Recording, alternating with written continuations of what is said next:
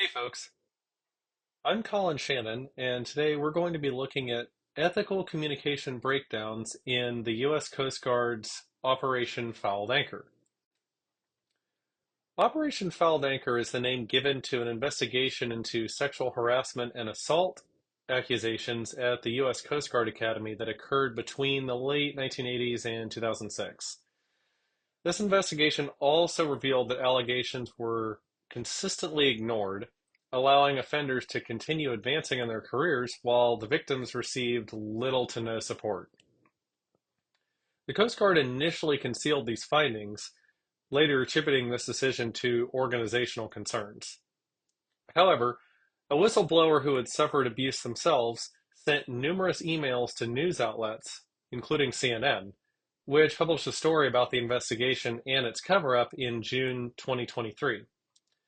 These revelations led to widespread criticism of the Coast Guard and demands for accountability from both the public and Congress.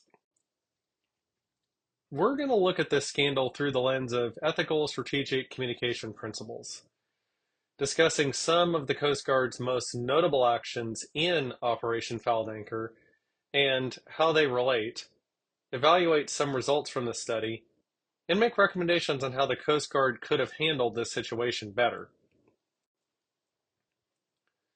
This study centered on three ethical theories and principles. First, Key and Kim's analysis of organizations' ethics statements focus on how those statements are used.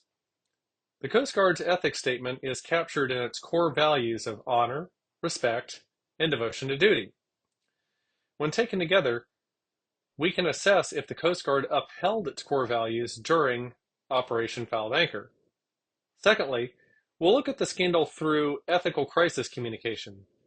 Jin et al. Explore ethical crisis communication through contingency theory, and key ethical considerations include transparency, accountability, and stakeholder prioritization. Ethical crisis communication studies help assess whether the U.S. Coast Guard effectively held itself accountable in a way that aligns with its core values. Finally, we'll look at corporate social responsibility, or CSR. CSR is essentially the idea that an organization is responsible to the society that exists around it. Examining Operation Fouled Anchor and its aftermath via CSR aids in evaluating the Coast Guard's responses.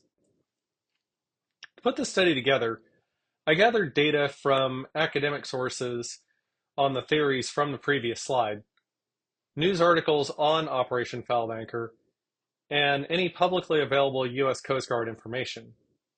I then analyzed the news and the Coast Guard's information, compared it to the academic data, and formed an evaluation of the Coast Guard's actions. Now, the findings overall suggest significant ethical communication failures that compromised organizational integrity and violated ethical principles. First off, the Coast Guard failed to uphold its core values.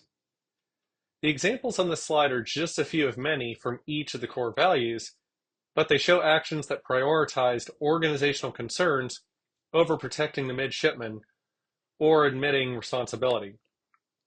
In fact, the final report actually acknowledged that victims did not receive respect on several levels.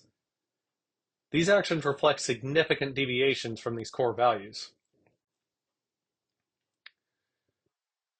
Additionally, there is a lack of transparency.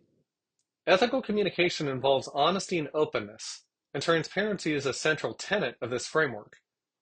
Transparency and CSR also go together in terms of enhancing a company's internal culture and public reputation. Withholding information, especially during crises, is not ethical. The Operation Fouled Anchor report was never made fully available to the public, nor was it shared in its entirety with the USCG community or Congress.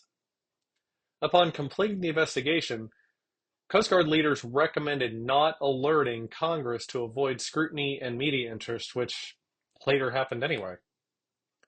This lack of transparency hindered any meaningful conversation about how to improve the Coast Guard Academy's environment and undermine trust in the organization. Finally, there was a lack of stakeholder engagement by the Coast Guard.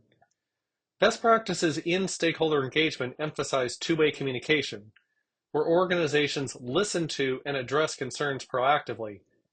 And in CSR, interactive communication platforms allow organizations to build and sustain trust by enabling stakeholders to voice their concerns and influence decision making. This didn't happen here. The Coast Guard failed to engage stakeholders in any meaningful way. In fact, one Academy official was told not to engage with stakeholders and refrain from giving them the necessary paperwork to receive VA benefits. This lack of engagement exacerbated trauma for these victims and undermined trust in the organization. This lack of stakeholder engagement reflects a missed opportunity to rebuild trust and repair its reputation. From an ethical communication standpoint, there are a few things that the Coast Guard could have done. They should have prioritized transparency, engaged stakeholders, and aligned their actions with the core values. Just to name a few things, they should have made the full report on Operation Fouled Anchor fully available to Congress, held victim listening sessions or invited survivors to share their experiences, and instituted clearer protocols for leaders to address complaints and escalate serious incidents appropriately. These actions would have demonstrated not only tangible ethical communication actions, but would have also shown a commitment to operating within their core values. To conclude, Operation Fouled Anchor and its aftermath revealed serious ethical communication issues within the Coast Guard and at the Coast Guard Academy. This demonstrated a disregard for its ethical responsibilities and undermined the service's reputation. The Coast Guard has already committed to implementing many reforms. However, only by embracing a commitment to ethical communication practices can the Coast Guard begin to rebuild trust with its stakeholders and the public. I hope you enjoyed this journey through the aftermath of Operation Fouled Anchor, and thanks for listening.